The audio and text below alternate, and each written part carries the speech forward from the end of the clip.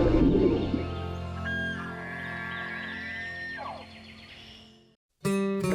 Afield. Every week, Kentucky Afield brings you features on hunting and fishing across the state. What a nice fish. It's an opportunity to hopefully get that bird in the lake. Hey, we got another one over here. There he is. Ooh, a nice one too. Boy, he's healthy. What do we got? That was awesome. Got the first belt. Barely made it out of the field. Got one big smallmouth. Very nice. Double point, they're in there. There they go. Look at that joker. Woo! That's a good one there. Look at that. Beautiful. Whoa, this is a good one. That's better than good, Chad. Hello, and welcome to Kentucky Afield. I'm your host, Chad Miles. Join us as we journey the Commonwealth in search of outdoor adventure.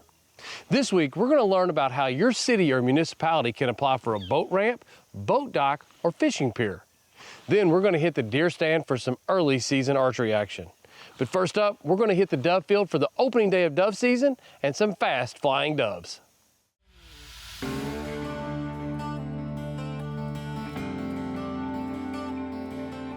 It's September the 1st, and as usual on September the 1st, it's hot. But if you're an outdoors person here in the state of Kentucky, you know exactly what that means. September the 1st, always the opening day of dove season here in the state of Kentucky.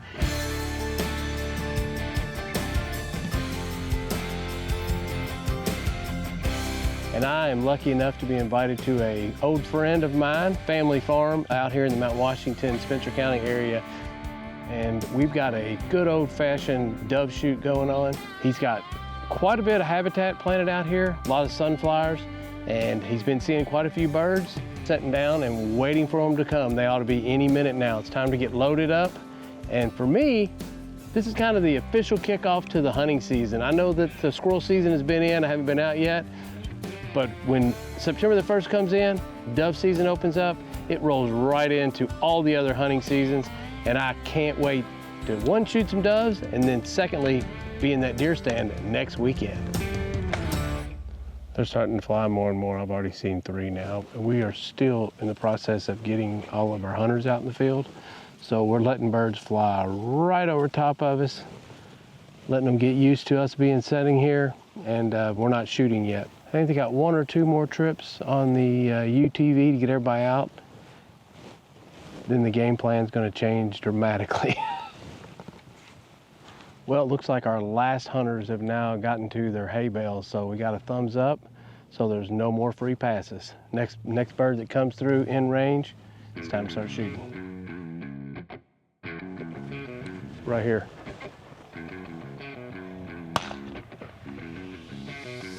That was a good shot.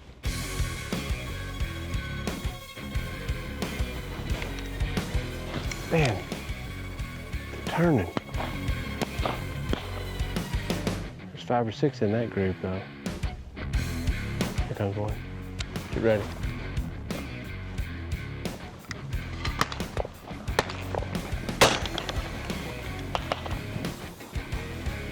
Well, first dove of the year. They're starting to fly a little bit better. We've been seeing them skirting, and now they're kind of crossing the field, so hopefully it's about to get real good. There we go. I tell you what, if you've never dove hunted, it's a lot of shooting, it's a lot of fun, a lot of friendship, and they're also fantastic on the grill. So the limit here is 15, so we got a lot of room to make up. It's number 1.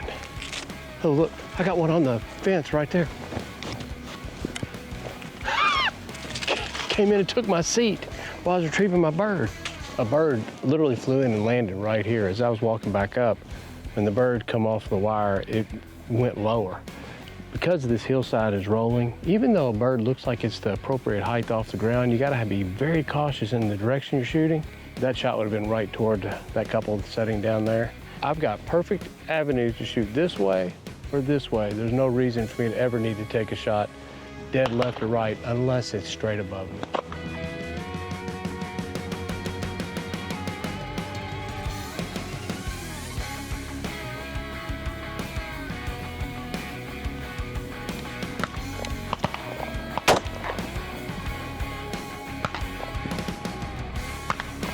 Wow, that was a ton of birds. They're starting to really come up and fly right now.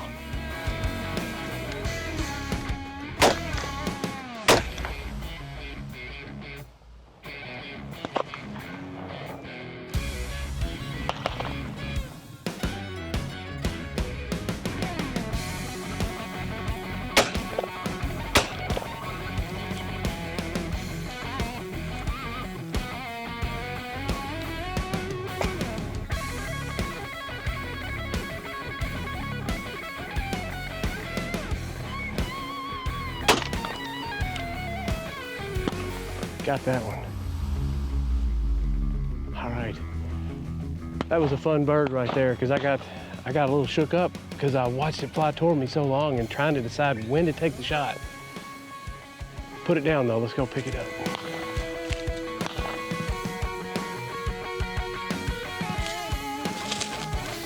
Oh man, I have birds just fly right over me. Had my decoy out. Brought them right in.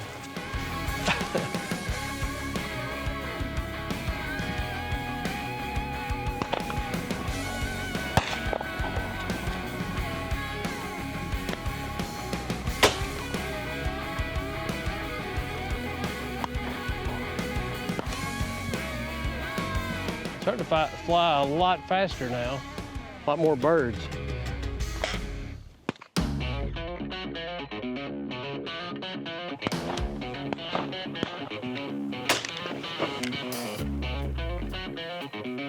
Got him.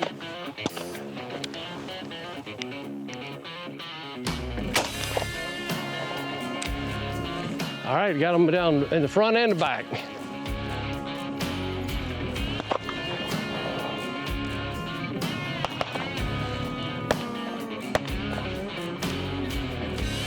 Nice job. Coming to you.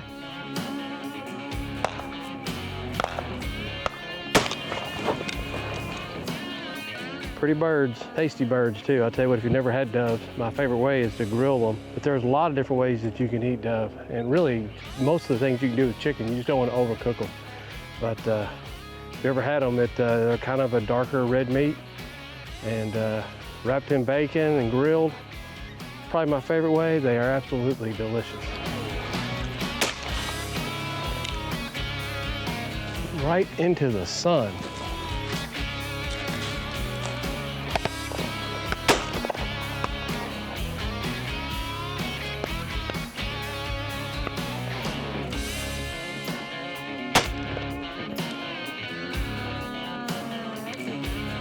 Oh, what is it? She just picked that one up. Thank you, man. I appreciate you. I got you. Thank you. There you go. There's another one. You got them left or right? All right. Getting close. I think I need 1 or 2 more birds. Having a limit. I'll tell you what, last year we went out and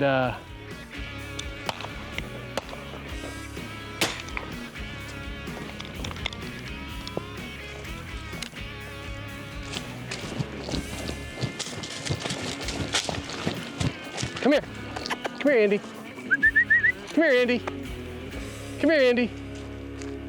Got one left. How many you got so far today? I got 6. A lot of times I get asked by new hunters, hey, I'm interested in buying my first gun. What should I consider for hunting? And, you know, a lot of people will give you all the different calibers of rifles, but probably a 20 gauge shotgun. You can do all your small game hunting. I rabbit hunt, dove hunt, squirrel hunt. Too close, too low. I've killed turkeys with this.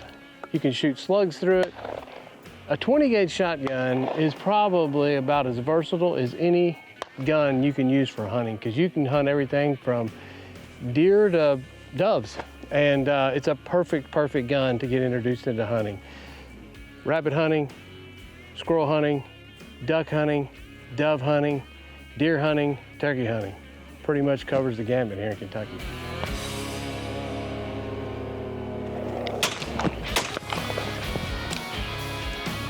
grab that bird. That's number 15.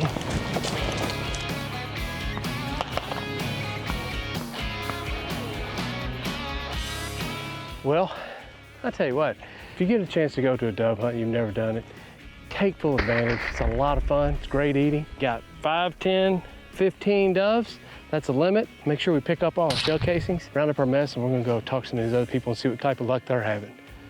You guys been doing some good shooting. Thank you, thank you. I appreciate that work with that dog there. Now, Yeah, thank you.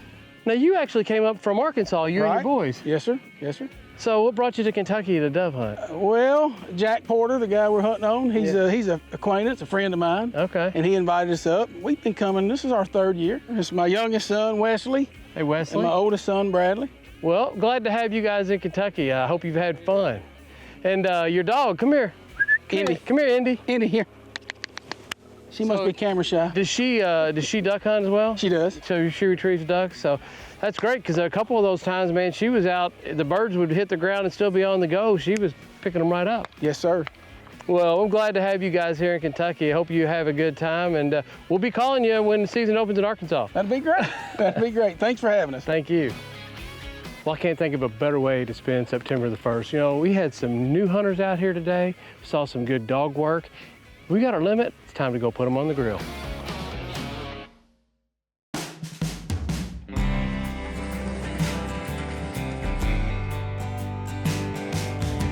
Man, there are hundreds of farms just like yours today where they're sitting around enjoying this friendship and dove season opener. Absolutely, absolutely. But for you, it didn't start today. It did not start today. It started probably late April. You got to get your plant, your seeds in, your fertilize, and then you got to fence them, because if you don't fence them, the deer will get them all. Yeah. So it's a labor of love. Well, I know you told me it's been 30-something years that you've been putting in this dove field and having this group of people. You know what, friends, family, wives, kids, first-time dove hunters. This is a family event, isn't Absolutely. it? We've actually had 2 or 3 young people that killed their first dove today, which is exciting. Well, I'll tell you what, it's a lot of fun. I can't think of a better way to start off and kick off the fall hunting season. And we are exactly downwind of those dove breasts that are cooking on that grill. I say let's go get a plate. What do you think? Sounds good. I appreciate you coming out. Thank you.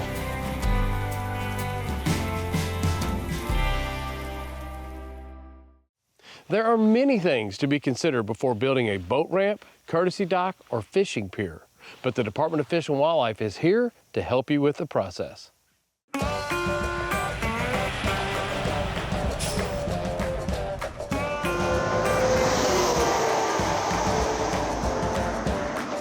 The Kentucky Department of Fish and Wildlife Resources has boat ramps and boat docks all over the state that we take care of and build and maintenance. Today we are at Little Sandy Boat Ramp in Greenup County, where we are installing a courtesy dock. The local county government came to us through the application process asking if we could put a courtesy dock in, because they already have a nice 3-lane ramp and a very large parking lot. So we came up, inspected, decided it was a good spot for a courtesy dock. There's an application process for any county government or state government to apply to put in a boat ramp, courtesy dock, fishing pier, or all of it if they want it. We look at the applications, we go to the sites that they would like them, and we just look at them to see if it's feasible or not. Sometimes it may look like a good spot, but we go out and do water data, and it may be too shallow, or we don't think it's a good spot, so we have to be selective of where we go and what we do, so we're not spending money on something that will not be used. This dock, it will get lots of usage. They hold lots of fishing tournaments here. It helps out with the safety of the anglers getting in and out of their boat, and speeds up the process on these large ramps with lots of boats coming in and out. The river is right behind me. This is like a little cove area right off the Little Sandy, and it dumps right into the Ohio, not probably a half mile from here.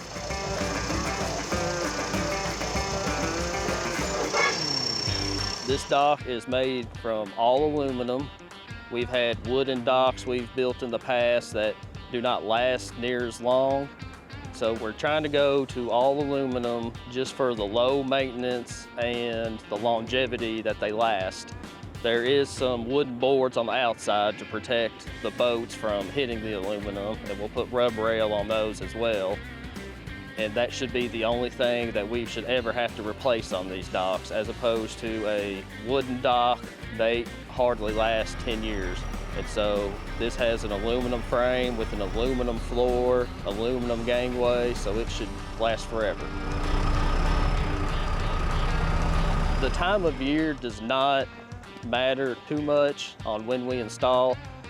The main factor that could keep us from installing or working is high water. If like rainy season, if we have a lot of rain and the water comes up, it just floods out our work site. So we can't work underwater. And so we are back and forth a lot. We bounce from projects. If one of them's underwater, we'll go work on something else for a day or two that may need some maintenance. And then we'll come back as soon as we can when the water's down and get back to it. So we came in, dug our footers, put our sidewalk and head wall in, did some dirt work, and today we're going to install the dock, and it comes in a bunch of pieces. So it's almost like a puzzle to put together. We have to put everything that's on the land completely done, and then we have to mount our hinge on the sidewalk.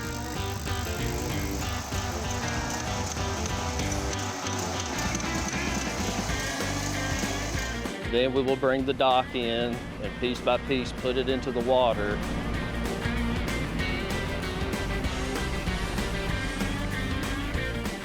And bolt it together. And then we'll take ropes or a boat, whichever we need for each circumstance, float it around into position, and then we'll take our backhoe or a telehandler and lift up the gangway and set it on our hinge that we mounted on the sidewalk. Hammer. Up. There. It's through. We're good. We hope this dock lasts a long time. We hope that the anglers get to use this. They can have more fishing tournaments, or if anybody wants to come out with their families and use the dock to help launch their boat safely and not fall getting on and off their boat trying to get onto land. They can just get right onto the dock and tie their boat up and park their truck. If you don't have a flowing system, it could take hours to launch lots of boats. But if you have a courtesy dock, you can launch, park your boat, go park your car while someone else could be launching instead of having your boat on the ramp taking up room.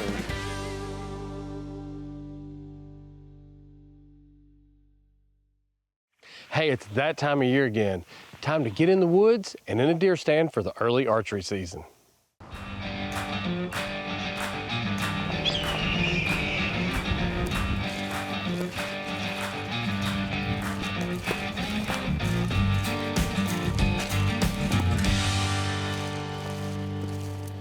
Today we're hunting this farm we've been at all year, and the beans have now been cut, so they've been removed.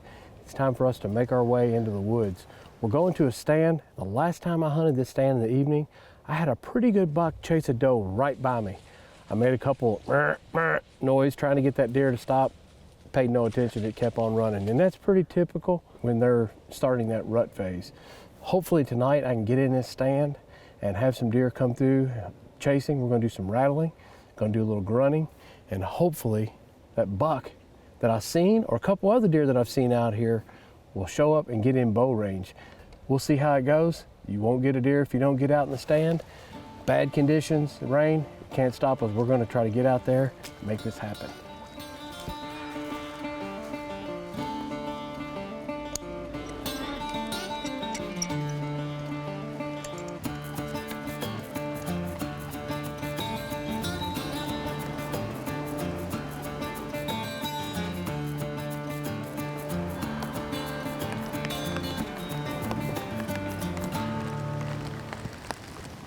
Got in really quiet.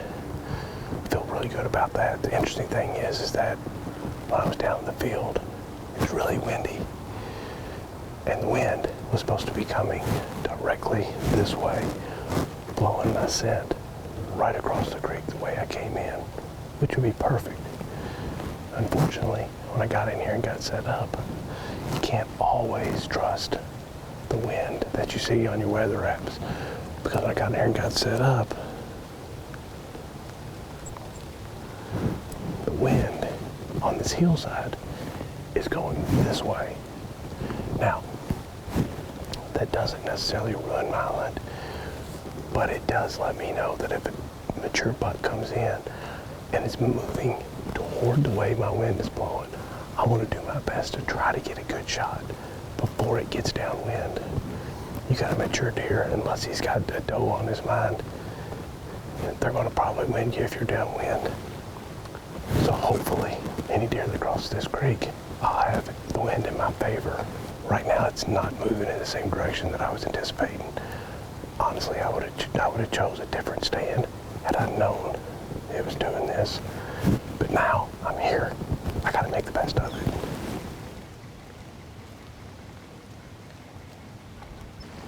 Here comes the deer. Oh, there's a buck. There's a buck right there.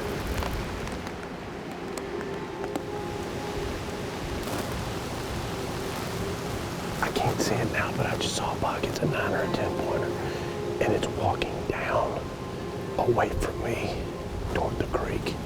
It's either got to cross that creek or turn and either come our way or the other way.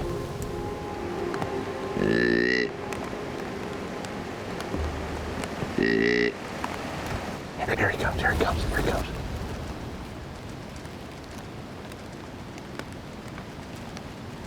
This deer's going to walk right under us.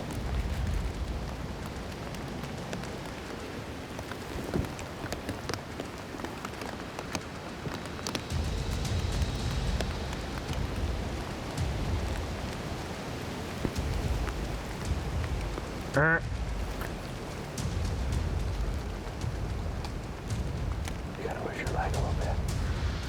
Go the other way.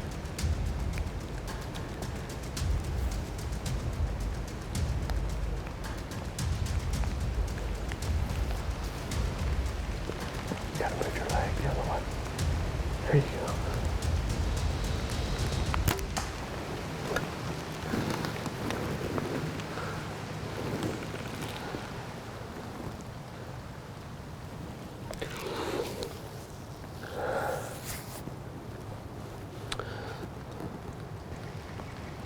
So we're watching this doe out here in this field.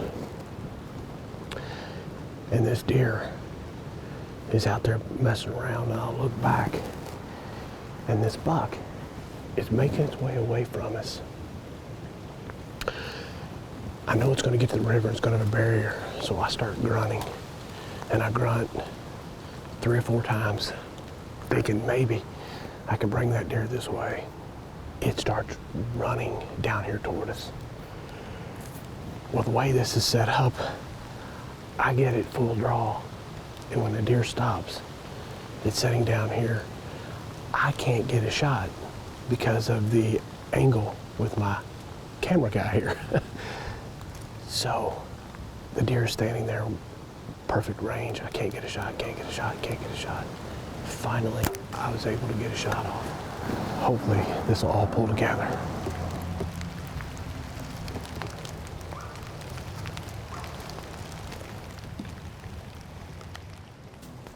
Oh, I think there it is. There it is, right there. Oh, sweet. That deer didn't go 130 yards. Oh, sweet. Oh my goodness. Oh my goodness. This is not a huge deer, but I'll tell you what, considering how much time I spent in the stand, and to get this buck with my bow, literally the night before gun season, I could not be more excited. Now, I don't think I put a great shot on this deer.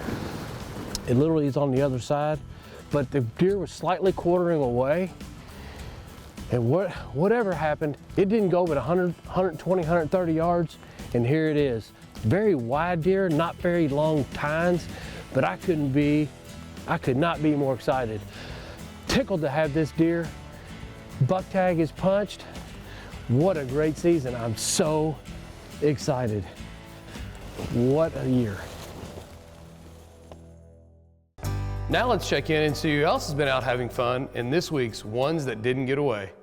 Check out this nice sized drum that was caught by Brandon Weiss. This fish was caught at the Cave Run Tailwater. Nice fish. Here we have Cameron Deaton with a nice white crappie that he caught at a farm pond in Berea, Kentucky. Congratulations. Check out this nice trophy largemouth bass that was caught by Bailey Cox. This fish was caught at Elk Lake in Owen County. Check out these two little hunting buddies. Here we have 5-year-old Walker Donley and his little brother Holt Donley. They harvested a couple of doves while hunting in Edmonson County on the opening weekend. Nice job. Fall is my favorite time of year here in the state of Kentucky, with plenty of outdoor activities available. Plan your adventure today. And remember, hunting and fishing on private property is a privilege. Always ask permission and thank the landowner. Until next week, I'm your host, Chad Miles, and I hope to see you in the woods or on the water.